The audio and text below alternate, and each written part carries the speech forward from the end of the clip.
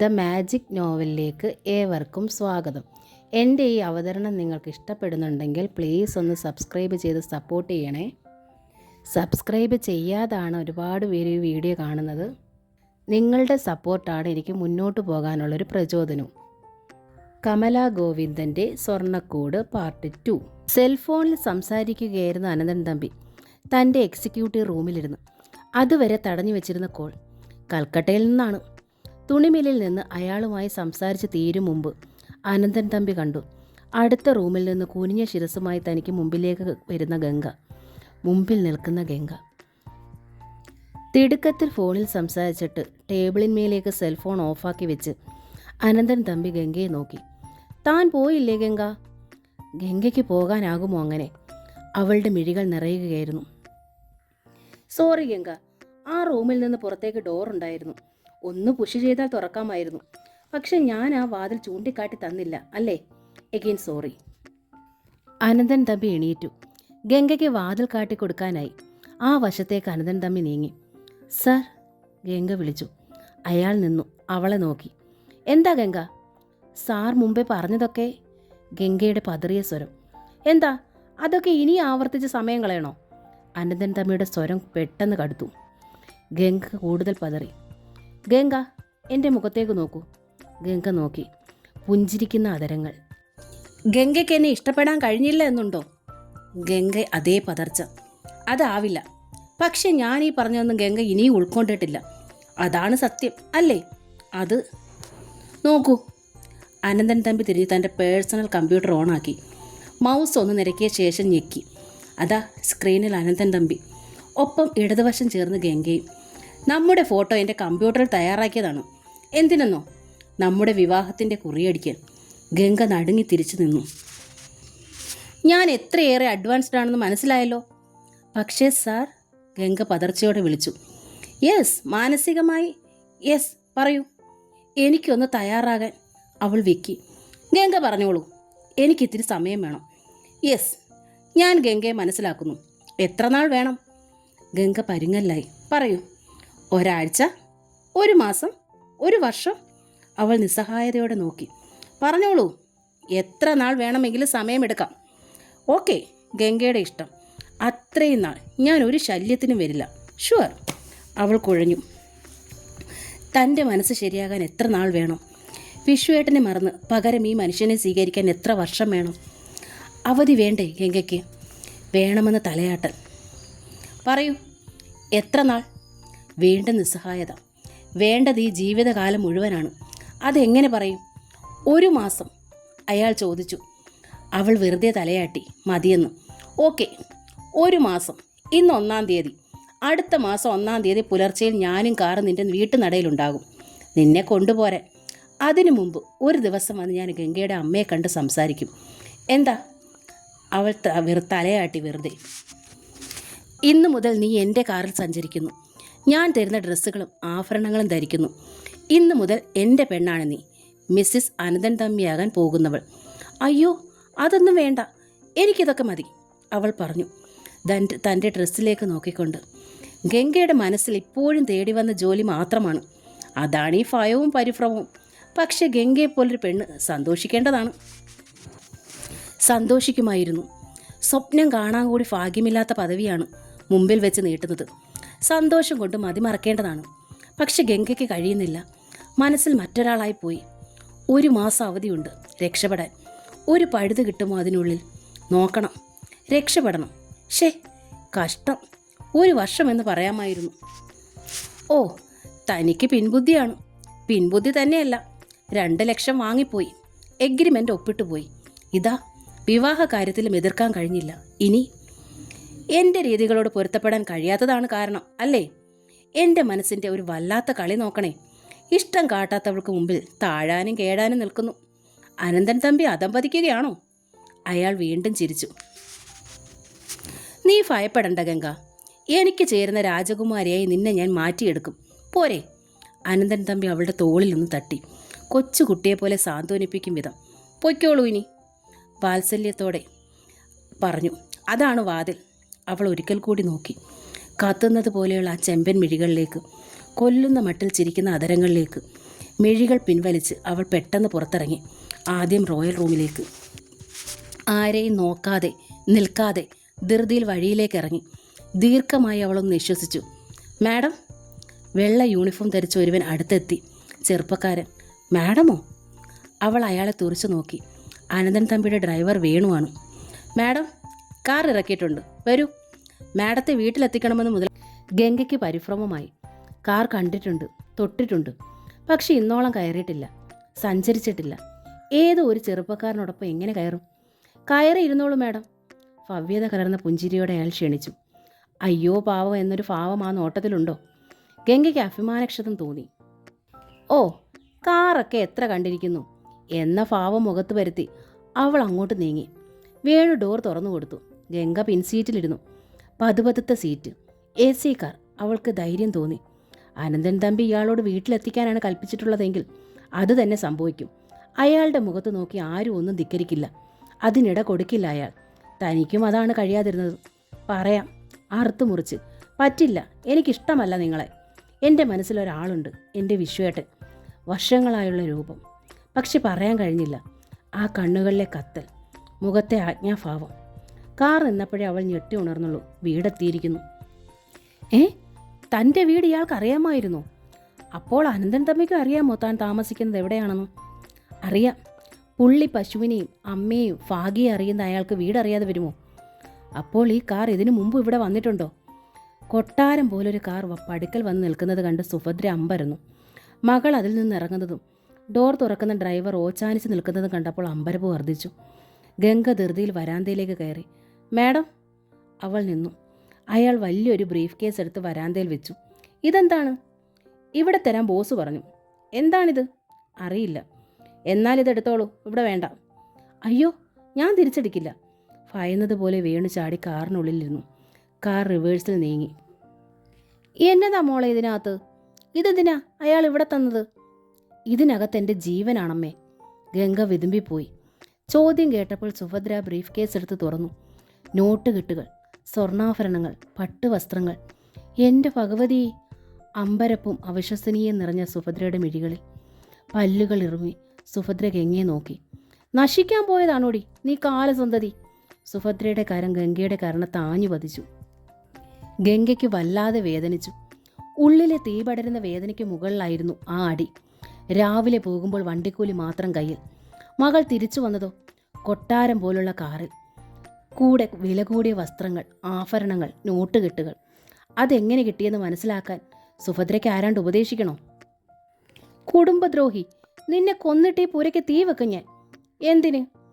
ഈ പുരയ്ക്ക് മേലുള്ള കടം വീട്ടാൻ 2 ലക്ഷം രൂപ ഞാൻ കൊണ്ടുവന്നു. അന്ന് അമ്മ എന്നെ എന്താ തല്ലാഞ്ഞത്? ഗംഗ ചോദിച്ചു പോയി. സുഭദ്ര നടുങ്ങിപ്പോയി. അമ്മ വിചാരിക്കുന്നുണ്ടോ ഈ കിടക്കുന്നത്ര സാധനങ്ങൾക്കൊപ്പം വില എൻ്റെ ഈ ശരീരത്തിനുണ്ടെന്നു? എന്താടി നീ പറയുന്നത്? എനിക്കൊന്നും പിടികിട്ടുന്നില്ലടി, സുഭദ്ര പറഞ്ഞു. ഗംഗ എല്ലാം പറഞ്ഞു, എല്ലാം. കണ്ണീരിൻ്റെ ഉറവക്കണ്ണ് പൊട്ടിച്ചുകൊണ്ട്. ഒന്നും നിഷേധിക്കാൻ എനിക്ക് കഴിഞ്ഞില്ലമ്മേ. ഗംഗ കൂടുതൽ തേങ്ങി. നിഷേധിക്കാനോ? എൻ്റെ ഭഗവതി! സുഭദ്രയുടെ ഭാവം മാറി. അവർ നെഞ്ചിൽ കൈവച്ചു കണ്ണുകൾ തിളങ്ങി. അകതാരിൽ ആഹ്ലാദത്തിൻ്റെ പൂങ്കുല പൊട്ടി വിരിയുന്നു. എൻ്റെ ദേവി, നീ എൻ്റെ കുഞ്ഞിനെ രക്ഷിച്ചു. എൻ്റെ മോള് ഭാഗ്യവതിയാ. നമ്മുടെ പ്രാർത്ഥനയ്ക്കും കണ്ണീരിനും ഒരു അവസാനം ദേവി തന്നതാ. അതാ ആ കൊച്ചിന് ഇങ്ങനെയൊക്കെ തോന്നിയത്. മറ്റുള്ളവരെയൊക്കെ തള്ളിക്കളഞ്ഞിട്ട് നിന്നെ മാത്രം തിരഞ്ഞെടുക്കാൻ തോന്നിയത്. ഗംഗ അമ്മയുടെ മുഖത്തേക്ക് നോക്കി. അമ്മയ്ക്ക് സന്തോഷമാണോ? ഇത്രയും പണമുള്ള ഒരാൾ ഈ കുടുംബത്തിൽ വരുന്നത് എനിക്ക് സന്തോഷമില്ലാതെ വരുമോ? അമ്മ ഇതൊക്കെ ഇപ്പോൾ കണ്ടപ്പോൾ മതി മറന്നു. നിനക്കെന്താ, ഇഷ്ടമല്ലേ? ഗംഗ മിണ്ടിയില്ല. ഒരു ജോലി കിട്ടുന്നതിനേക്കാൾ എത്ര നല്ലതാണ് മോളെ ഇത്. അവൻ കാശുകാരൻ, നീ മാത്രമല്ല മോളെ, ഈ കുടുംബം മുഴുവൻ രക്ഷപ്പെടും. കണ്ടില്ലേ വെറുതെ എന്നോണം എത്രായിരം രൂപയെ സാധനങ്ങളുമാ കൊടുത്തു വിട്ടതെന്ന്. സുഭദ്രയ്ക്ക് നിറഞ്ഞു തൂകുന്ന സന്തോഷം. വെറുതെ അല്ലല്ലോ, അതെൻ്റെ ജീവൻ്റെ വിലയാണ്. അബദ്ധം പറയാതെ കുട്ടി. സുഭദ്ര അവളെ തിരുത്തി. അയാൾ ലക്ഷപ്രഭു, കണ്ടിടത്തോളം തന്നിഷ്ടക്കാരൻ, തൻ്റെ അടി. ഒരു പ്രത്യേക നിമിഷത്തിൽ തന്നെ ഇഷ്ടപ്പെട്ടു എന്ന് കരുതി ഞാൻ താൻ ഭാഗ്യവതിയാണോ? ഇതുപോലെ സൗന്ദര്യമുള്ള മറ്റൊരുവളെ ഇഷ്ടപ്പെട്ടാൽ താൻ വലിച്ചെറിയപ്പെടില്ലേ? അന്ന് തനിക്ക് ആരുണ്ട്? അമ്മ വിശ്വസിക്കുന്നു അയാൾ തന്നെ എന്നും ഭാര്യയായി ഒപ്പം കൂട്ടുമെന്ന്. തനിക്കത് വിശ്വസിക്കാൻ പറ്റുമോ? തനിക്ക് അയാളെ അംഗീകരിക്കാൻ പറ്റുന്നുണ്ടോ? തൻ്റെ മനസ്സിൽ അയാൾ തീരെയില്ല. വർഷങ്ങളായി മനസ്സിൽ താലോലിക്കുന്നത് മറ്റൊരു മുഖമാണ്. പെട്ടെന്നൊരു നിമിഷത്തിൽ ആ മുഖം വലിച്ചെറിഞ്ഞിട്ട് മറ്റൊരാളെ കൂടെ പാർപ്പിക്കാൻ കഴിയുന്നത് എങ്ങനെ? അയാൾ എത്ര ലക്ഷപ്രഭു ആയാലും, ഒരു മാസമല്ല 1 വർഷം പരിശ്രമിച്ചാലും അയാൾക്ക് തൻ്റെ മനസ്സിൽ സ്ഥാനം കിട്ടുമോ? അതമ്മയ്ക്ക് അറിയില്ല, ആർക്കും അറിയില്ല. ഗംഗേച്ചി, ആൾ സുന്ദരനാണോ? ഫാഗി പതിയെ അടുത്തുകൂടി. നോക്കിക്കേ, ദാ ഈ മാല ഗംഗേച്ചി ഒന്നിട്ടേ, എന്തൊരു ഭംഗിയായിരിക്കും. പോടി അവിടുന്ന്. ഗംഗ തട്ടിക്കയറി. മോളെ, അതൊക്കെ നിനക്കല്ലേ? നിന്റെ കഴുത്തിലും കാതിലും കിടക്കുന്ന ഈ ഇത്തിരി മാലയും കാതിൽ പൂവും കണ്ടിട്ടായിരിക്കണം ആ കൊച്ചൻ ഇതൊക്കെ കൊടുത്തയച്ചത്. നീ അതൊക്കെ ഒന്നിട്ടേ. അമ്മേ, എന്നെ ഒന്ന് വെറുതെ വിടൂ, ഗംഗ അസഹ്യതയോടെ പറഞ്ഞു. സുഭദ്രയുടെ മുഖം വാടി. ഒരു നല്ല കാര്യത്തിന് നീ എതിര് നിൽക്കുന്നത് എന്തിനാ പെണ്ണേ? അങ്ങനെയാ, കാണാൻ കൊള്ളാവുന്ന പെൺപിള്ളാരെ കണ്ടപ്പോൾ പണക്കാർക്ക് മോഹമൊക്കെ തോന്നും. ദൈവമഹത്വ, എനിക്ക് 2 എണ്ണത്തിനെ തന്നു, രണ്ടും ഒരേപോലെ കാണാൻ കൊള്ളാവുന്നത്. അങ്ങനെയെങ്കിലും ആരെങ്കിലും കൊണ്ടുപോയാൽ മതിയെന്നാ മോളെ ഈ അമ്മയുടെ വിചാരം. അല്ലാണ്ട് അമ്മ എന്തോ ചെയ്യും? വരുന്നവരൊക്കെ ചോദിക്കുന്ന തുകയും സ്വർണവും എത്ര നിനക്കറിയാമോ? സുഭദ്ര ഈറൻ മിഴികളോട് പറഞ്ഞു. ഗംഗ ഞെട്ടി. എൻ്റെ ഭഗവതി, ഇവളെന്താണ് ഇനി ചെയ്യുക? കമ്പ്യൂട്ടറിൽ വിവാഹക്കുറി വരെ തയ്യാറാക്കിക്കൊണ്ടിരിക്കുന്നതാണ് അയാൾ. സമ്മതിച്ചില്ലെങ്കിൽ പൂട്ടാൻ കത്രികപ്പൂട്ടും കയ്യിലുണ്ട്. ഗംഗയ്ക്കൊന്ന് ഓർത്ത് കരയണമെന്ന് തോന്നി. ഫാഗിയും അമ്മയും കൂടി തുണിത്തരങ്ങളും നോട്ടുകെട്ടുകളും ഒക്കെ എടുത്ത് പെട്ടിക്കുള്ളിൽ അടക്കി ഭദ്രമാക്കി വെച്ചു. അവർക്ക് അതിരറ്റ സന്തോഷം. ഫാഗി 1-2 ചുരിദാറും സാരിയൊക്കെ എടുത്ത് ദേഹത്തിട്ട് പാകം നോക്കുന്നു. കാതിൽ പൂവും മാലകളും ധരിച്ചു നോക്കുന്നു. എന്നിട്ട് ചെറിയ കണ്ണാടിക്ക് കാണുന്ന പ്രതിബിംബത്തിന് വിടർന്ന ചിരി സമ്മാനിക്കുന്നു. ഗംഗ അതൊന്നും ശ്രദ്ധിച്ചില്ല. അവൾ ആരെയും ശ്രദ്ധിച്ചില്ല. പണമോ സ്വർണമോ വസ്ത്രങ്ങളുടെ പളവളപ്പോ അവളെ തെല്ലു ആകർഷിച്ചില്ല. അവൾ അവർക്കിടയിൽ നിന്ന് ഇറങ്ങി പിന്നാമ്പുറത്തേക്ക്. തെക്കേടത്തെ പറമ്പിലേക്ക് ഇറങ്ങിയാൽ വാഴയും ചേമ്പും കാപ്പിയും കൊക്കോയും നിറയുന്ന കൃഷികളാണ്. ഒന്ന് ഹൃദയം തുറന്ന് കരയാം. ആരും കാണില്ല, ആരും കേൾക്കില്ല. അതിനായിട്ട് അവൾ തെക്കേടത്തെ പറമ്പിലേക്ക് കയറിയത്. കയറിയിട്ട് നോക്കിയതോ, തെല്ലകലെ നിൽക്കുന്ന വിശ്വൻ്റെ മുഖത്തേക്ക്. കാപ്പിക്കുരു പറിക്കുകയാണ് അയാൾ. താഴെ വലിയ കൊട്ട. ഗംഗയെ കണ്ടപ്പോൾ അമ്പരപ്പാർന്ന ചിരിയോടെ വിശ്വൻ നോക്കി. ഗംഗ സ്തംഭിച്ചു നിൽക്കുകയാണ്. വിശ്വൻ അവൾക്ക് നേരെ കൈ നീട്ടി. വരൂ എന്നു വിശ്വേട്ടൻ വിളിക്കുന്നു. ഗംഗയുടെ ഉള്ളം കുതിച്ചു പാദങ്ങൾ സ്വയം പറഞ്ഞു. അവൾ നീങ്ങി. അല്ല, ആ ചിറകുകൾ വിരിഞ്ഞു പറക്കുകയായിരുന്നവൾ അവൻ്റെ സന്നിധിയിലേക്ക്. എല്ലാം മറന്നതുപോലെ, എല്ലാം പറന്ന് പറന്ന് ചെന്ന കുഞ്ഞിക്കുരുവി ഇണയുടെ നെഞ്ചിലേക്ക് പറ്റിച്ചേരുകയായിരുന്നു. വിശ്വേട്ട, ഒരു നിലവിളിയുടെ കുഞ്ഞിക്കുറുകൾ. വിശ്വൻ്റെ കരങ്ങൾ അവളെ ചുറ്റി വരിഞ്ഞ് നെഞ്ചോട് ചേർത്ത് ആഞ്ഞു പുൽകി. തൻ്റെ നെഞ്ചിലേക്ക് അള്ളിപ്പിടിച്ച് കയറിയ പെണ്ണിനെ പൊതിഞ്ഞു പിടിച്ചു വിശ്വൻ. ആ കരങ്ങൾ അവളുടെ ചുമലിൽ തലോടി. അവളുടെ മുഖം പിടിച്ചുയർത്തുമ്പോഴാണ് വിശ്വം കണ്ടത്. കാട്ടാറ് പോലെ കണ്ണീർ. ആ കണ്ണീർ തൻ്റെ നെഞ്ചിനെ നനയ്ക്കുന്നു. ഗംഗ, അമ്പരപ്പിൽ വിശ്വം വിളിച്ചു. എന്തു പറ്റി ഗംഗ നിനക്ക്? എന്താണ് ഈ കണ്ണീരിങ്ങനെ? എന്താണ് ഈ കാട്ടുന്നതൊക്കെ? വിശ്വൻ ചോദിച്ചു. ഗംഗ ഞെട്ടിപ്പോയി. അവൾ അവനിൽ നിന്ന് കൈകൾ പറിച്ചു കൊടുത്തു. ആ ശരീരത്തോട് ഒട്ടിച്ചേർന്ന തൻ്റെ ശരീരവും പറിച്ചു മാറ്റി.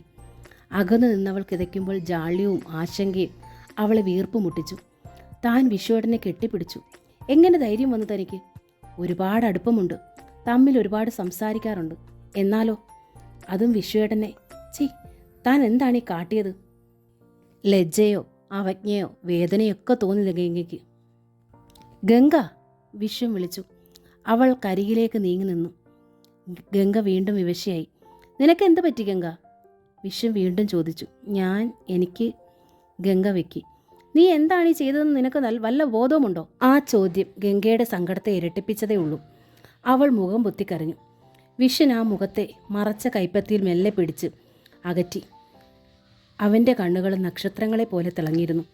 ഗംഗ, ഞാൻ മനസ്സുകൊണ്ട് 1000 തവണ ചെയ്തു കഴിഞ്ഞ കാര്യമാണ് ഗംഗ ഇപ്പോൾ ചെയ്തത്. ആദ്യം എനിക്ക് കഴിഞ്ഞില്ലല്ലോ എന്ന കോംപ്ലക്സാണ് എനിക്കിപ്പോഴുള്ളത്. ഗംഗയുടെ മിഴികൾ തുറന്നു തന്നെയിരുന്നു. നമ്മൾ ഒരുമിച്ച് വളർന്നു. നമ്മുടെ ചിന്തകളും സ്വപ്നങ്ങളും പ്രതീക്ഷകളും എല്ലാം ഒന്നാണെന്ന് നമുക്ക് പരസ്പരം അറിയാം. എൻ്റെ ഈശ്വര, ഹൃദയം വിങ്ങി ത്രസിക്കുകയാണ് ഗംഗയ്ക്ക്. നമ്മൾ ഒരുമിച്ചുള്ള ഒരു ജീവിതം സ്വപ്നം കാണാത്ത ഒരു രാത്രി പോലും ഞാനിപ്പോൾ ഉറങ്ങി ഉണരാറില്ല ഗംഗ. ഗംഗ സ്തംഭിച്ചങ്ങനെ നിൽക്കുകയാണ്. എന്നാലും നമ്മൾ പരസ്പരം പറഞ്ഞില്ല. പറയാനും പ്രവർത്തിക്കാനും ഞാനൊരു ദിവസം കണ്ടുവച്ചിരുന്നു. എന്നാണെന്നോ? ഗംഗ മിഴിച്ചു നോക്കി. എനിക്കൊരു ജോലി കിട്ടുന്ന അന്ന് ഞാൻ പറയുമായിരുന്നു, ഇതാ ഇങ്ങനെ ലോകം കാണുക. നിന്നെ വലിച്ചെൻ്റെ നെഞ്ചിലേക്ക് അണച്ചിട്ട്, ഗംഗ നീ ഇനി എൻ്റേതാണ്, എൻ്റേത് മാത്രം എന്നും. ഗംഗയെ തൻ്റെ നെഞ്ചിലേക്ക് അമർത്തിപ്പിടിച്ച് വരിഞ്ഞു കെട്ടിക്കൊണ്ട് തന്നെയായിരുന്നു വിശ്വൻ അങ്ങനെ പറഞ്ഞത്. സങ്കടം, ആ സങ്കട പെരുമഴയെ തല്ലി തകർത്തുകൊണ്ട് കൊടുങ്കാറ്റ് വീശുന്ന ശബ്ദശക്തിയോടെ ആ സ്വരം. നീ എൻ്റേതാണ് ഗംഗ, എൻ്റേത് മാത്രം. ഗംഗയ്ക്ക് തോന്നി അക്ഷരാർത്ഥത്തിൽ കൊടുങ്കാറ്റ് വീശുന്നുണ്ടെന്നും. തെങ്ങും കമുകും കാപ്പിയും കൊക്കോയും വട്ടം ചുഴറ്റി പറിച്ചെടുക്കുകയാണെന്നും. ഗംഗ വിശ്വൻ്റെ നെഞ്ചിൽ തല തല്ലി ആർത്ത് കരയുകയായിരുന്നു. എന്താ എന്താ ഗംഗ? വിശ്വൻ അമ്പരന്നു. എന്തിനാ വിശ്വേട്ടാ, എന്തിനാണ് അങ്ങനെ പറയാൻ പ്രത്യേക സമയം കൊച്ചത്? മുമ്പേ പറയാമായിരുന്നില്ലേ? എന്താ വിശ്വേട്ടൻ സ്വയം മുഖംമൂടി അണിഞ്ഞത്, അതും ഈ ഗംഗയ്ക്ക് മുമ്പിൽ? പറയൂ. അയാളുടെ മുഖം കൈക്കൊടുന്നതിലെടുത്താണ് അവൾ ചോദിച്ചത്. ഇന്നും അച്ഛൻ്റെ വരുമാനത്തിൻ്റെ ഓരം പറ്റി കഴിയുന്നവനാണ് ഗംഗ ഞാൻ, നിനക്കറിയാമല്ലോ. വിശ്വൻ തുടർന്നു. നീ എൻ്റെ പെണ്ണാണെന്ന് തുറന്നു പറയുമ്പോൾ നിന്നെ പോറ്റാൻ കഴിവുള്ളൊരു പുരുഷനായിരിക്കണം ഞാനെന്ന് എനിക്ക് നിർബന്ധമുണ്ടായിരുന്നു. വേണ്ടിയിരുന്നില്ല വിശ്വേട്ടാ ഈ നിർബന്ധം. എന്താ ഗംഗ? അമിതമായ സങ്കടവും കണ്ണീരും പതറിയ സ്വരവും വിശ്വനിൽ ആശങ്ക പടർത്തി. എന്താ ഗംഗ പറയൂ. അവളെ പിടിച്ചുലച്ചുകൊണ്ട് അവൻ ചോദിച്ചു. ഞാൻ പോകുമ്പോൾ എന്നും രാവിലെ നമ്മൾ തമ്മിൽ കണ്ടു. ഗംഗ പറഞ്ഞു. കണ്ടു. ദേവിയുടെ തിരുനടയിൽ വെച്ച്, ദേവി തിരുസന്നിധിയിലാണ് എന്നും നമ്മുടെ കണ്ടുമുട്ടൽ. അതിലെന്താ പുതുമ?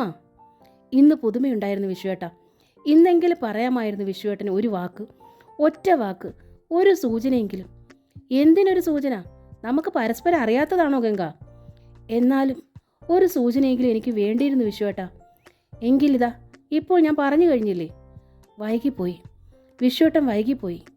ഗംഗ വീണ്ടും വിതമ്പി. ഗംഗ നീ കാര്യം പറയൂ. വിശ്വൻ്റെ ശബ്ദം ഉയർന്നു. ഇന്ന് എനിക്ക് കിട്ടിയ പ്രൊമോഷൻ്റെ പോസ്റ്റ് എന്തെന്ന് വിശ്വേട്ടൻ ചോദിച്ചില്ലേ? അനന്തൻ തമ്പിയുടെ ഭാര്യ പദവി, അതാണ് എൻ്റെ പ്രൊമോഷൻ പോസ്റ്റ്. എന്താ നീ പറഞ്ഞത്? വിശ്വൻ്റെ കണ്ണുകൾ തുറച്ചു, ശബ്ദം കനത്തു. സത്യം, അനന്തൻ തമ്പിയുടെ ഭാര്യ പദവിയിലേക്കാണ് പ്രൊമോഷൻ. ഗംഗ തുടർന്നു. അയാൾക്ക് എന്നെ വിവാഹം ചെയ്യണം, അതാണ് ആവശ്യം. എന്നിട്ട് നീ അത് സമ്മതിച്ചോ? വിശ്വൻ്റെ സ്വരം മുറുകിയത് പെട്ടെന്നാണ്. സ്വരം മാത്രമല്ല, കൈകളും മുറുകി ഗംഗയുടെ കഴുത്തിന് ചുറ്റും. ഗംഗയ്ക്ക് ശ്വാസം തിങ്ങി. പറയടി, നീ അത് സമ്മതിച്ചോന്ന്. ഗംഗയുടെ മിഴികൾ പൊട്ടിയൊഴുകി. വിശ്വൻ കൈവിട്ടു. റാസ്കൽ, അവന് എനിക്ക് നേരത്തെ തന്നെ ഭയമുണ്ടായിരുന്നു. അവൻ്റെ അടവ്, വിവാഹം പോലും. വിശ്വൻ്റെ പല്ല് ഞെരിഞ്ഞു. അയാൾ കുറ്റക്കാരനല്ല വിശ്വേട്ടാ, തെറ്റ് എൻ്റേതാണ്. ഗംഗ വിതുമ്പി. എന്ത് തെറ്റ്? എന്താണ് പോസ്റ്റ് എന്നറിയും മുമ്പ് തന്നെ ഞാൻ സമ്മതം പറഞ്ഞുപോയി. അതാര് പറയുന്നതല്ലേ? ഗംഗ ചുരുങ്ങിയ വാക്കുകളിൽ സംഭവിച്ചതെന്ന് വിശദീകരിച്ചു പറഞ്ഞു. എന്നിട്ട് കൂട്ടിച്ചേർത്തു, അടുത്ത 1-ാം തീയതി അയാൾ എത്തും എന്നെ കൊണ്ടുപോകാൻ. വിശ്വൻ അവളുടെ ഇരു തോളിലും കൈകൾ അമർത്തിപ്പിടിച്ച് ഞെരിച്ചു. അവൻ്റെ കണ്ണുകൾ ചുവന്ന് ചോര പൊടിയുന്ന മട്ടിലായിരുന്നു. മുഖത്തെ മാംസപേശികൾ വലിഞ്ഞു മുറുകിയിരിക്കുന്നു. നീ എൻ്റേതാണെന്ന് ഞാൻ പറഞ്ഞാലേ നിനക്കറിയൂ അല്ലേ? കോടീശ്വരനെ കണ്ടപ്പോൾ വിശ്വൻ നിനക്ക് ആരുമല്ലാതായി അല്ലേടി? അതല്ലേടി സത്യം? പല്ലുകൾ കടിച്ചു പൊട്ടിച്ചുകൊണ്ടാണ് ചോദ്യം. അല്ല അല്ല വിശ്വേട്ടാ, സത്യം. ഞാൻ ആ നിമിഷത്തിലും ഓർത്തത് ഈ മുഖമാണ്. ഗംഗ പറഞ്ഞു. പിന്നെ എന്തിനു നീ അവന് സമ്മതം കൊടുത്തു? എതിർക്കാൻ ബലമുള്ള ഒരു പഴുതും കണ്ടില്ല ഞാൻ. ഗംഗ, നീ എൻ്റേതാണെന്നൊരു വാക്ക്, ഒറ്റ വാക്ക് കിട്ടിയിരുന്നെങ്കിൽ ഞാൻ പൊരുതുമായിരുന്നു, പൊരുതി ജയിക്കുമായിരുന്നു. എൻ്റെ മനസ്സ്, അത് നിനക്കറിയില്ലായിരുന്നോ ഗംഗ? വിശ്വൻ്റെ ഭാവം ദയനീയമായി. ഞാൻ പറഞ്ഞു തരണോ? തോന്നിയിട്ടുണ്ട്. എൻ്റെ മനസ്സിനോട് തന്നെ ഞാൻ ആവർത്തിച്ചുരുവിട്ടിട്ടുണ്ട്. ഒരു 100 തവണ കൊതിച്ചിട്ടുണ്ട് ഞാൻ. പ്രതീക്ഷയോടെ കാത്തു നിന്നിട്ടുണ്ട്. എന്നിട്ട് ഒരു വാക്ക് കിട്ടിയില്ല. ഗംഗ തേങ്ങലോടെ തുടർന്നു. കടം കയറിയ 5 സെൻറ്റിനുള്ളിലെ കൂരയ്ക്കുള്ളിൽ പട്ടിണിയുടെ പങ്കാളിയായി ഇവളെ സ്വന്തമാക്കുന്നത് തെക്കേടത്തെ ഒറ്റ അവകാശി വിഡിത്തമായി കണ്ടാലോ എന്ന് ഒരു തവണയെങ്കിലും ഞാൻ സംശയിച്ചു. നിന്റെ മനസ്സിലെ വിശ്വേട്ടൻ ഇതായിരുന്നോ ഗംഗ? വിശ്വൻ്റെ സ്വരം നിരാശയുടേതായിരുന്നു, താഴ്ന്നതായിരുന്നു. കാത്തു ഞാനിരുന്നു. ഒരു ജോലി കിട്ടാറായിരുന്നു എനിക്ക്. എല്ലാം കയ്യിലെത്തിയെന്ന് കരുതിയപ്പോൾ എല്ലാം നഷ്ടപ്പെടുന്നു. ഇല്ല, നഷ്ടപ്പെടില്ല ഒന്നും. പറയൂ, ഞാൻ എന്ത് ചെയ്യണം? എന്നെ രക്ഷിക്കാൻ എന്തെങ്കിലും ഈ വഴി ഈ കയ്യിലുണ്ടോ? പറയൂ. ഗംഗ അനുസരിക്കും. ഗംഗ ഈ കാലടികളിൽ വീഴും. ഇവിടെ ഗംഗയ്ക്ക് മോചനമുള്ളൂ. വിശ്വേട്ടാ, സത്യം. ഈ മനസ്സിൽ ഇത്തിരി ഇടം, തലചായ്ക്കാൻ ഒരു പായ് മതി. ഗംഗ തൃപ്തിയോടെ കഴിയും വിശ്വേട്ടാ. നീ സത്യമാണോ ഗംഗ പറയുന്നത്? വിശ്വൻ ആവേശഭരിതനായി. സത്യം, 100% സത്യം, ഗംഗ പറഞ്ഞു. വിശ്വൻ ഗംഗയുടെ കൈത്തലങ്ങൾ കൂട്ടിപ്പിടിച്ചു തൻ്റെ നെഞ്ചോട് ചേർത്ത് വെച്ചു. സ്വന്തമായി 10 പൈസയ്ക്ക് വരുമാനമില്ല എനിക്ക്. അച്ഛനാണ് ഒരു ഷേവ് ചെയ്യാനുള്ള ബ്ലേഡിന് വരെ പണം തരുന്നത്. എന്നാലും നിന്നെ നഷ്ടപ്പെടുക എങ്കിൽ പിന്നെ വിശ്വനില്ല. നിനക്ക് വേണ്ടി ഞാൻ യുദ്ധം ചെയ്യും. അച്ഛനോട്, അമ്മയോട്, ആ അനന്തൻ തമ്പിയോട്, ലോകത്തോട്. പോരെ? ആ വാക്കുകൾ ഗംഗയ്ക്ക് അമൃതവർഷിണിയായിരുന്നു. 2 ലക്ഷം രൂപ വാങ്ങിച്ച അന്ന് ഞാൻ ഒപ്പിട്ട് കൊടുത്ത ആ എഗ്രിമെൻ്റ് പേപ്പറാണ് എൻ്റെ തലയ്ക്ക് മുകളിൽ നിൽക്കുന്നത്, ഗംഗ പറഞ്ഞു. അവനത് മുതലെടുത്തു അല്ലേ റാസ്കൽ, വിശ്വൻ അമർഷം പൂണ്ടു. അയാളുടെ തെറ്റല്ല വിശ്വേട്ട, എല്ലാം എൻ്റെ തെറ്റാണ്. നിസ്സാരം ഒരു എഗ്രിമെൻ്റ് പേപ്പർ ആയുധമായി തിരിച്ച് നിന്റെ നേരെ കാട്ടിയിരിക്കുന്നു. പിന്നെ എന്തും ആകാമല്ലോ. കല്യാണം കഴിച്ച് 3-ാം ദിവസം ചവിട്ടി ഓടിക്കാം. കൊല്ലിനും കൊലയ്ക്കും മടിയില്ല ഇവനൊക്കെ. വലിച്ചെറിയും നിന്നെ ഏതെങ്കിലും ഓടയിലേക്ക്. ഇല്ല, അതൊരിക്കലും ഉണ്ടാകില്ല, ഗംഗ പറഞ്ഞു. നിനക്കെന്താ ഇത്ര ഉറപ്പ്? ഇതുവരെ അയാളെക്കുറിച്ച് ആരും അങ്ങനെ പറയുന്നത് കേട്ടിട്ടില്ല.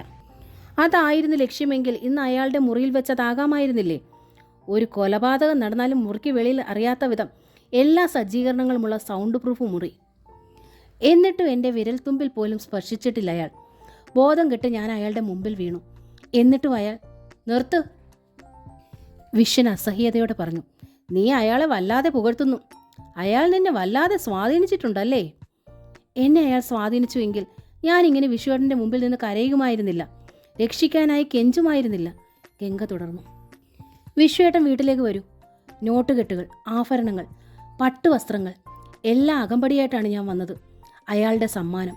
പക്ഷെ ഗംഗ ആ പട്ടുവസ്ത്രങ്ങളും ആഭരണങ്ങളും തൊട്ടിട്ടില്ല, തൊടുകയുമില്ല. വിശ്വൻ്റെ മിഴികൾ ദീപ്തമായി. അത് കേട്ടാൽ മതി അവന്. ഗംഗയ്ക്ക് ആവശ്യം അയാളുടെ സ്വർണ്ണപ്പണ്ടങ്ങളും പട്ടുവസ്ത്രങ്ങളുമല്ല. കൊട്ടാരവും കോടീശ്വരനും ഗംഗയ്ക്ക് വേണ്ട. വിശ്വേട്ടനെയാണ് വേണ്ടത്. ജനിച്ചപ്പോൾ മുതൽ മനസ്സിൽ തറഞ്ഞുപോയ രൂപം, നാവിൽ പദമാടിയ പേര്. ഇല്ല, എൻ്റെ നാവും എൻ്റെ മനസ്സും പറിച്ചറിയാൻ പറ്റുമോ? ഗംഗേ, വിശ്വൻ്റെ സ്വരം ആർദ്രമായി. അതാണ് ഞാൻ പറഞ്ഞത്, എനിക്ക് രക്ഷപ്പെടണമെന്ന്. ഞാൻ അറിയാതെ ഇടറി വീണ് കിടക്കുന്ന ഈ കോട്ടയിൽ നിന്ന് എനിക്ക് രക്ഷപ്പെടണം. പറയൂ, വിശ്വേട്ടൻ എന്നെ രക്ഷിക്കുമോ? ഗംഗ. ഇല്ലെങ്കിൽ അടുത്ത 1-ാം തീയതി പുലരുമ്പോൾ ഗംഗ ഈ ഭൂമിയിൽ ഉണ്ടാവില്ല അയാളോടൊപ്പം പോവാൻ. അബദ്ധം പറയല്ലേ ഗംഗ. വിശ്വൻ അവളെ വീണ്ടും തൻ്റെ മാറോട് ചേർത്തു.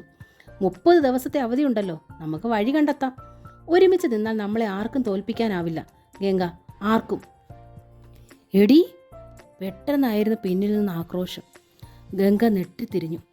വിശ്വനും പിന്നിൽ സുഭദ്ര, കണ്ണു തുറപ്പിച്ച് ഭദ്രകാളിയുടെ മട്ടിൽ തെല്ല് പിന്നോക്കം മാറി നിൽക്കുന്ന ഭാഗി. സുഭദ്ര ഗംഗയെ പിടിച്ചു വലിച്ചു മാറ്റി നിർത്തി. എടി പിഴച്ചവളെ, എന്താടി നീ കാട്ടുന്നേ?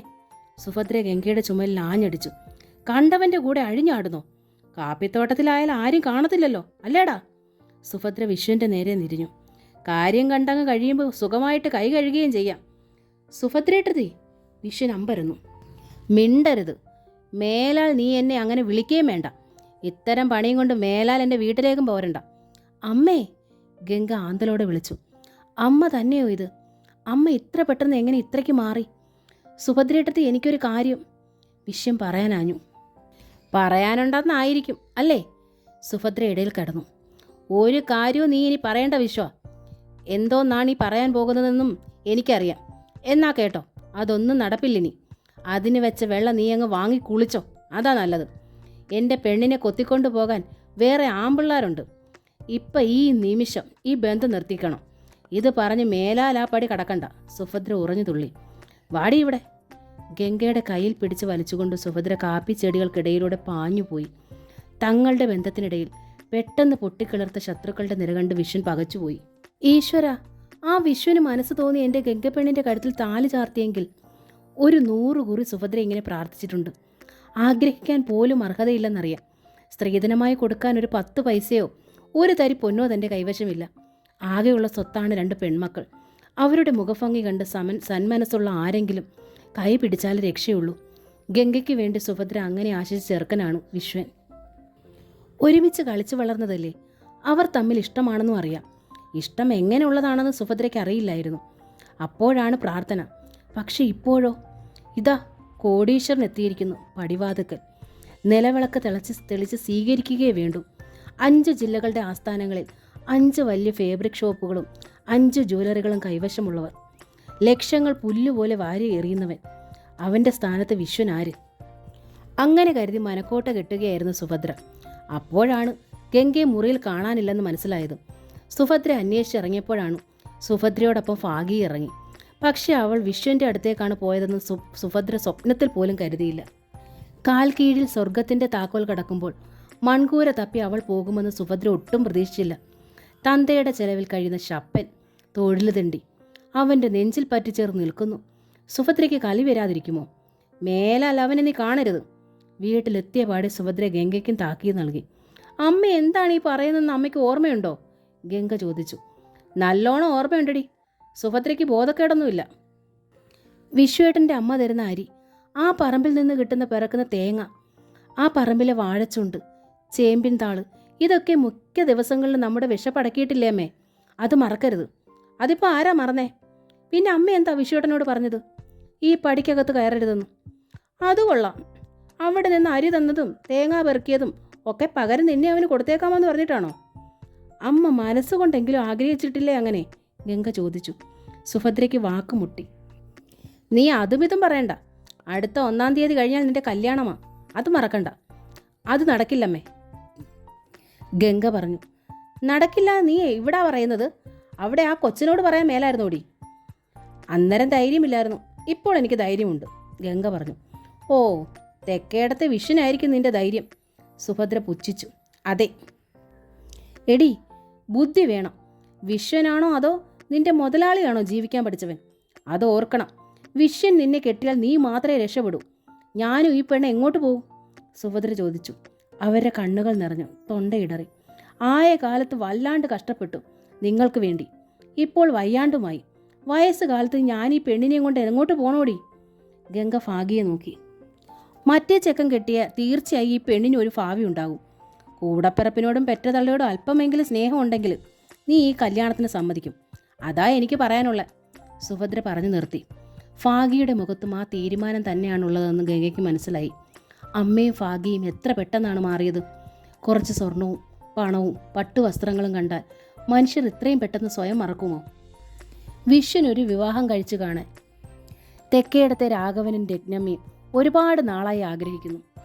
അവർ ദല്ലാളിനെ വിളിച്ച് ആലോചനയ്ക്കായി ഏർപ്പാട് ചെയ്യുകയും ചെയ്തു. ദല്ലാൽ നല്ല ആലോചനകൾ കൊണ്ടുവന്നു. രാഘവനും രത്നമ്മയും പോയി കാണുകയും ചെയ്തു. ഒരിക്കലും വിശ്വം പോയിട്ടില്ല. ജോലി കിട്ടിയിട്ട് മതി വിവാഹം. വിശ്വൻ ഓരോ തവണ അങ്ങനെ തന്നെ പറഞ്ഞു. ഒരുപാട് ടെസ്റ്റുകൾ എഴുതി. ഉദ്യോഗം കിട്ടുമെന്ന പ്രതീക്ഷയാണ് അവന്. പക്ഷേ അവന് ജോലി കിട്ടിയേ തീരൂ എന്നോ ജോലി കിട്ടിക്കഴിഞ്ഞു മതി വിവാഹമെന്നോ രാഘവനും രത്നമ്മയ്ക്കും നിർബന്ധമില്ല. 5 ഏക്കർ സ്ഥലം കൊണ്ടാണ് രാഘവൻ കുടുംബം പുലർത്തിയത്. അല്പസ്വല്പം ബാങ്കിൽ നിക്ഷേപവുമുണ്ട്. ഒരു 3-4 ലക്ഷം രൂപ. ഉദ്യോഗം നോക്കിയിരിക്കാതെ നീ വല്ല ബിസിനസ്സും നോക്കടാ, രാഘവൻ പറയും. ബാങ്കിൽ നിന്ന് ഞാൻ ആ കാശെടുത്ത് തരാം. വരട്ടെ, വിശ്വൻ പറയും. ഒരു ജോലി കിട്ടുമെന്ന അമിത പ്രതീക്ഷയായിരുന്നു വിശ്വൻ എന്നും. എന്നാൽ കാപ്പിത്തോട്ടത്തിൽ നിന്ന് പറിച്ച കാപ്പിക്കുരുവുമായി വീട്ടിലെത്തിയ വിശ്വൻ നേരെ അച്ഛൻ്റെ അരികിൽ ചെന്നു. കുറേ കൊപ്ര തേങ്ങ അരിഞ്ഞെടുക്കുകയായിരുന്നു രത്നമ്മയും രാഘവനും കൂടി, ആട്ടി വെളിച്ചെണ്ണയാക്കാൻ. വീട്ടിന് ആവശ്യമുള്ളതെടുത്തിട്ട് ബാക്കി വിൽക്കുകയും ചെയ്യും. അച്ഛൻ പറഞ്ഞില്ലേ ബാങ്കിൽ കിടക്കുന്ന പണം എടുത്തു തരാമെന്ന്, എന്തെങ്കിലും പണി കിട്ടാൻ? വിശ്വൻ രാഘവൻ്റെ അരികിലിരുന്ന് ഒരു കത്തിയെടുത്ത് കൊപ്ര അരിയാൻ തുടങ്ങി.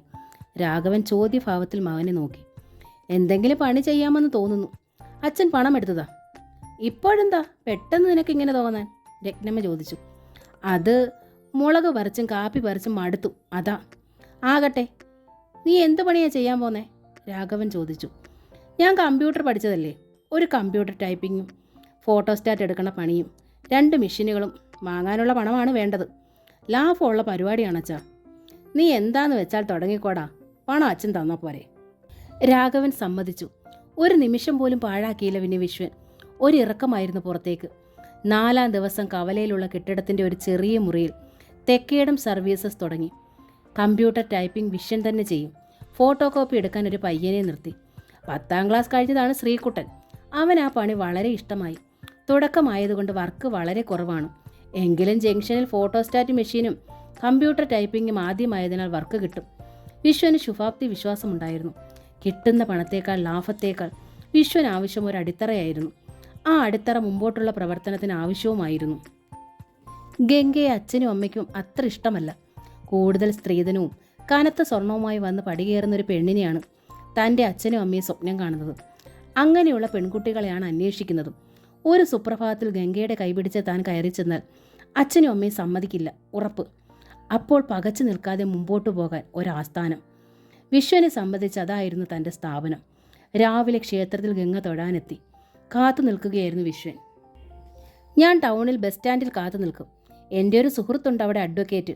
ഗംഗ വീണ കുഴിയിൽ നിന്ന് കരകയറാൻ ലീഗലായി എന്ത് ചെയ്യാനൊക്കുമെന്ന് നമുക്കൊന്ന് ചോദിക്കാം. എന്താ? ഗംഗയ്ക്ക് സമ്മതമായിരുന്നു. അഡ്വക്കേറ്റ് തോമസ് കുരുവിള വിശ്വൻ്റെ ക്ലാസ്മേറ്റ് ടോംസിൻ്റെ ജ്യേഷ്ഠനാണ്. പഠിക്കുന്ന കാലത്ത് ടോംസിൻ്റെ ജ്യേഷ്ഠൻ എന്ന നിലയിൽ നല്ല പരിചയമുണ്ട്. ടൗണിൽ കളക്ട്രേറ്റിൻ്റെ പിറകിലായി അഡ്വക്കേറ്റുമാരുടെ കുറേ ഓഫീസുണ്ട്. ഉച്ചയ്ക്ക് ശേഷമാണ് വിശ്വൻ ഗംഗയുമൊത്ത് അഡ്വക്കേറ്റ് തോമസ് കുരുവിളയുടെ ഓഫീസിലെത്തിയത്. തിരക്കുണ്ടായിരുന്നു. 1-2 കക്ഷികളുമായി സംസാരിക്കുകയായിരുന്നു അദ്ദേഹം. ഊഴം വന്നപ്പോൾ വിശ്വൻ ഗംഗയുമായി കയറി ചെന്നു.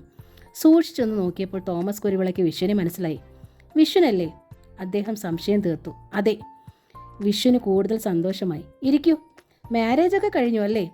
ഗംഗയെ നോക്കിക്കൊണ്ടാണ് വിശ്വനോട് ചോദ്യം. ഇല്ല, ഉടനെ ആകും. മുമ്പിൽ കിടന്ന കസേരയിൽ ഇരുന്നു കൊണ്ട് വിശ്വൻ പറഞ്ഞു. ഗംഗയിരുന്നു. ഓ, അപ്പോൾ ക്ഷണിക്കാനെത്തിയതാണല്ലേ? അല്ല, കാര്യം മറ്റൊന്നാണ്. പറയൂ, എന്താണ്? തോമസ് കുരുവിള രണ്ടാളെയും നോക്കി. ഞങ്ങളൊരു ട്രാപ്പിൽ പെട്ടിരിക്കുകയാണ്. കരകയറാനൊരു മാർഗം വേണം. അതാണ് ഞങ്ങൾ വന്നത്, വിശ്വൻ പറഞ്ഞു. പറയൂ, കേൾക്കട്ടെ. ബുദ്ധികൂർമ്മതയോടെ തോമസ് കുരുവിള കാര്യം കേൾക്കാനിരുന്നു. ഒരാളോട് 2 ലക്ഷം രൂപ കടം വാങ്ങുന്നു. അയാളുടെ കടയിൽ ജോലി ചെയ്ത് ശമ്പളത്തിൽ നിന്ന് പകുതി വീതം അടച്ച് കടം വീട്ടിക്കോളാമെന്ന് എഴുതി എഗ്രിമെൻറ്റിൽ ഒപ്പിട്ടിട്ടാണ് പണം വാങ്ങുന്നത്. വാങ്ങിച്ചത് ഒരു സ്ത്രീ, കൊടുത്തത് ഒരു പുരുഷൻ. ഇനിയാണ് പ്രശ്നം. ഈ എഗ്രിമെൻ്റ് വെച്ചുകൊണ്ട് തന്നെ സ്ത്രീ ആ പുരുഷനെ വിവാഹം ചെയ്തേ തീരൂ എന്ന് അയാൾക്ക് നിർബന്ധിക്കാനാവുമോ? സ്ത്രീക്ക് ആ പുരുഷനെ വിവാഹം ചെയ്യുന്നത് ഇഷ്ടമല്ല. ആ സ്ഥിതിക്ക് ബലമായി വിവാഹം ചെയ്യാൻ ആ എഗ്രിമെൻ്റ് മതിയായ ഒരു ആയുധമാണോ? അതാണ് അറിയേണ്ടത്. പണം വാങ്ങുന്ന എഗ്രിമെൻറ്റും വിവാഹവുമായി എന്ത് ബന്ധമാണുള്ളത്? അഡ്വക്കേറ്റ് തോമസ് കുരുവിള ചോദിച്ചു. അങ്ങനെ ഒരു നിയമവുമില്ല, അദ്ദേഹം തുടർന്നു. ഇതൊക്കെ ചതികളുടെയും സ്ത്രീകളെ ട്രാപ്പിലാക്കുക എന്ന മോശമായ ലക്ഷ്യത്തിൻ്റെയും പിന്നിലുള്ള ചരടുവലികളാണ്. കല്യാണം കഴിച്ചൊരു സ്ത്രീയെ കൂടെ താമസിപ്പിച്ചാൽ അത് പീഡനമാകുന്നില്ലല്ലോ. 10 ദിവസം കഴിഞ്ഞ് പുറത്തേക്ക് എറിയുമ്പോൾ പെണ്ണിൻ്റെ തന്നെ എന്തെങ്കിലും ദോഷം കൊണ്ട് എന്ന് പറഞ്ഞ് കയ്യും കഴുവാം. തട്ടിപ്പിൻ്റെ വിവിധ വശങ്ങൾ. പണമേറെ കയ്യിലുള്ള ചിലരുടെ ഓരോ വൈകൃതങ്ങളും വിക്രിയകളും തന്നെ. വിശ്വന് ആശ്വാസമായി. ഗംഗയ്ക്കും. ഞങ്ങളെ രക്ഷിക്കണം സാർ, എന്ത് വേണമെങ്കിലും ചെയ്യാൻ ഞങ്ങൾ, ഗംഗ ആവേശം കൊണ്ട് പറഞ്ഞു. ഇതാണ് കുഴപ്പം. ഇത്തരം വാഗ്ദാനങ്ങൾ കാര്യം അറിയാതെയും ആളറിയാതെയും ചെയ്യരുത്. തോമസ് കുരുവിള പുഞ്ചിരിയോടെ ഗംഗയെ നോക്കി. ഗംഗയൊന്ന് ചമ്മി. മിസ്റ്റർ വിശ്വൻ, ആ എഗ്രിമെൻറ്റിൻ്റെ കോപ്പി കൈവശമുണ്ടോ? അഡ്വക്കേറ്റ് ചോദിച്ചു. ഉണ്ട് സാർ. ഗംഗ തൻ്റെ കയ്യിലുള്ള കോപ്പി കൊണ്ടുവന്നിട്ടുണ്ടായിരുന്നു. ബാഗിൽ നിന്ന് ആ മുദ്രപത്രത്തിൻ്റെ കോപ്പി എടുത്തവൾ മേശപ്പുറത്ത് വെച്ചു. തോമസ് കുരുവിള അതെടുത്തു. ഇത്തരം തട്ടിപ്പുകാരെ പുറത്തു കൊണ്ടുവരണം. പത്രത്തിൽ ന്യൂസ് കൊടുക്കണം. മറ്റുള്ളവർക്ക് ഈ ചതി പറ്റരുതല്ലോ. എനിക്കിങ്ങനെയുള്ള കേസുകൾ കൈകാര്യം ചെയ്യാൻ വളരെ ഇഷ്ടമാണ്. കുരുക്കുണ്ടാക്കിയവർ തന്നെ അത് അഴിക്കുവാൻ പറ്റിയ എന്തെങ്കിലും ലൂപ്പ് ഹോൾ അതിൽ തന്നെ ഉണ്ടാക്കി വെച്ചിരിക്കും. ഞങ്ങൾ അഡ്വക്കേറ്റ്സ് അത്തരം പോയിന്റുകളിൽ മേലാണ് കടിച്ചു കുടയുക. തോമസ് കുരുവിള ചിരിയോടെ തെല്ലെ പിന്നോക്കം ചാഞ്ഞിരുന്നു.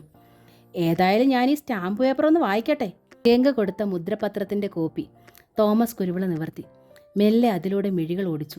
പെട്ടെന്ന് തോമസ് കുരുവിളയുടെ മുഖം ഒന്ന് വിളറി. അദ്ദേഹം മുഖമുയർത്തി. ഇത് മിസ്റ്റർ അനന്തൻ തമ്പി തയ്യാറാക്കിയ എഗ്രിമെൻ്റ് ആണല്ലോ? അഡ്വക്കേറ്റ് ചോദിച്ചു. അതെ, വിശ്വൻ പറഞ്ഞു.